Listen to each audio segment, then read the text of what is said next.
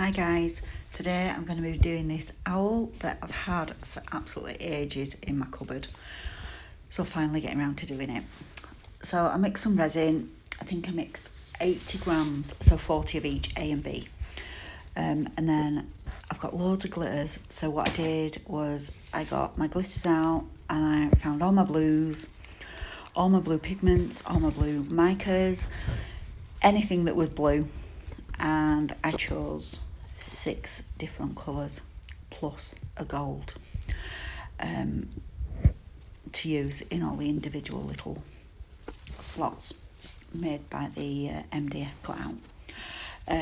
So as you can see, I've mixed them all up and then made a start. I backed the owl onto some what they call it, sticky back plastic.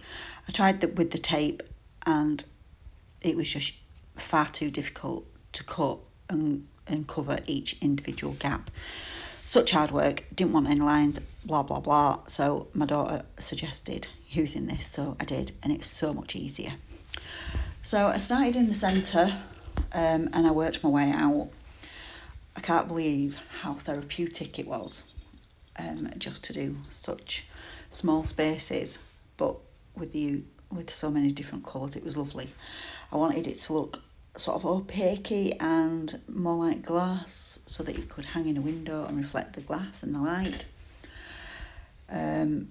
Thoroughly enjoyed doing this.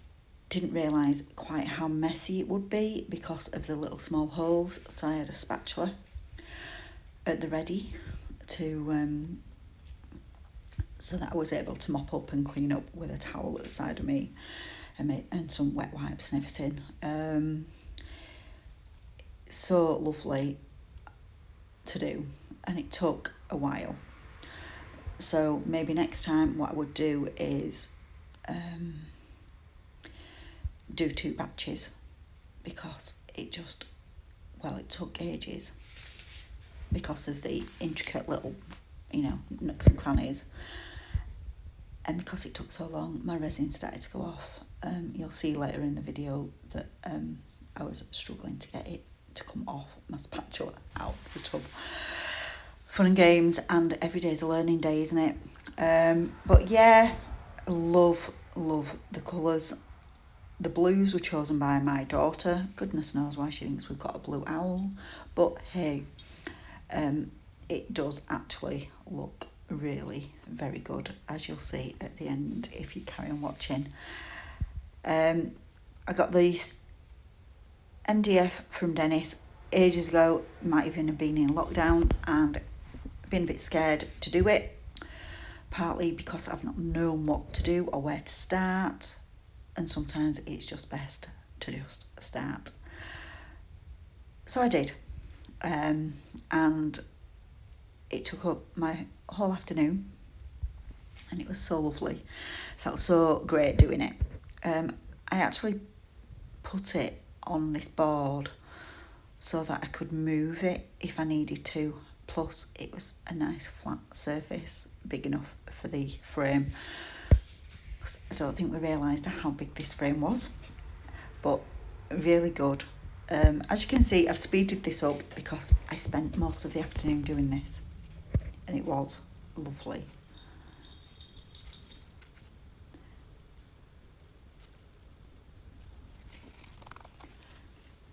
So here is where my resin started to thicken up, and I really struggled to get it out of the paper cups.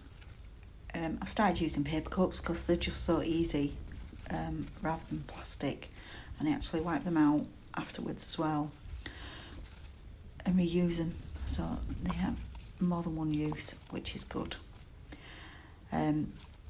In that very final bit that I'm just doing here, the big area, I actually ended up using a bit of every colour of the resin, just because I was actually running out and my resin was thickening up so fast.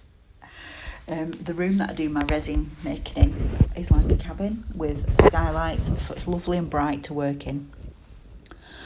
But because of the skylights, if the sun is out, it does actually get extremely warm, and I forget about that, and my resin does tend to go off quite rapidly, which is really good because it means you can unmould things very quickly, and your resin goes off very quickly. But in this case, it was very difficult, really. I think 2 batches of resin would have been better to sort of do half and half. So at least I wasn't struggling with the resin. As most of you know, it does go off and you only get a certain amount of work time with it. When it got to the end and it had set and everything, I just love seeing the colours. It's amazing.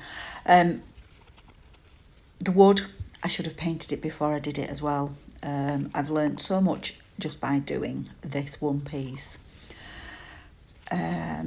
Just thoroughly impressed with it.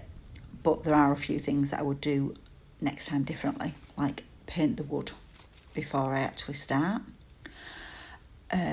Cover each section with clear resin first, so you've got a nice backing and it stops seepage at the back, so at least the seepage is clear. And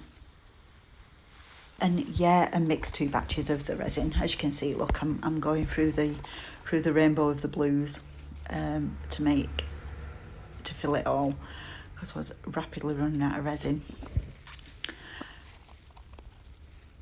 So in the end, when it had all set and everything and gone off the next day, I decided that the wood would be all right black. So I decided that I would paint the frame black. Big mistake, but that's it when it's set. A bit of seepage at the back, but I'm hoping I can paint around it and paint over it. So I painted that black, didn't like it, and did it gold, which I think the gold looks so much better. There you go. There's me doing it black. I didn't like that at all. Don't know what you think. It just looked messy. It just looked too dark to me, and I wanted it to be brighter. So I changed my mind and went over it with gold, and as you can see, I think it looks so much better with the gold. And yeah.